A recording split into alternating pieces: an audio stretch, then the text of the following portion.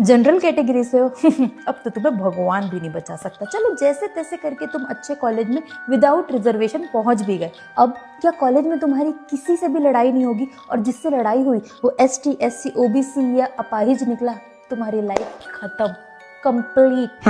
UGC equity act लागू हो चुका है। इसके अकॉर्डिंग कोई भी lower caste student upper caste student पे आरोप लगा सकता है कि अगर उसने उसके साथ गलत किया, किसी भी प्रकार का डिस्क्रिमिनेशन किया या उसको हैरेस किया। इस एक्ट के अकॉर्डिंग हर एक कॉलेज में इक्विटी कमेटी होना इंपॉर्टेंट है और उस कमेटी के जो मेंबर्स होंगे वो ST SC OBC और एक वुमेन मेंबर होंगे, लेकिन जनरल कैटेगरी का कोई भी मेंबर हो वो जरूरी नहीं है। अब अगर लोअर कास्ट वाले ने अपर कास्ट वाले पे आरोप लगाया है तो दो चीजें होगी, या तो उसका आरोप सही होगा या तो उसका आरोप गलत होगा। अगर उसका आरोप सही होगा तो उस अपर कास्ट वाले बच्चे की डिग्री रद्द कर दी जाएगी और बेसिकली उसकी लाइफ खत्म। ये बहुत स्ट्रिक्ट नियम के साथ आए। दूसरा, उसका आरोप गलत हो तो उसका आरोप अगर गलत साबित होता है तो ST SC वाले बच्चे ने जिसने आरोप लगाया उस पे कोई सजा होगी? नहीं, उसको कोई सजा नहीं होगी। वो जस्ट डिसमिस कर दिया जाएगा कि हाँ ये तो गलत आरोप था और कुछ हुआ ही नहीं, भूल जाओ। ये सब रैगिंग कम करने के लिए, डिस्क्रिमिनेशन कम करने के लिए किया है तुमने। बुलशिट। नहीं, क्या जनरल कैटेगरी वालों के साथ रैगिंग नहीं होता? अगर एक ST SC वाला स्टूडेंट जनरल कैटेगरी के साथ रैगिंग करे तो वो कहाँ जाए? भगवान के पास। ST SC OBC वाले यार तुम तो खुश हो जाओ, तुम्हारे पास तो सुपर पावर दे दिया गवर्नमेंट ने।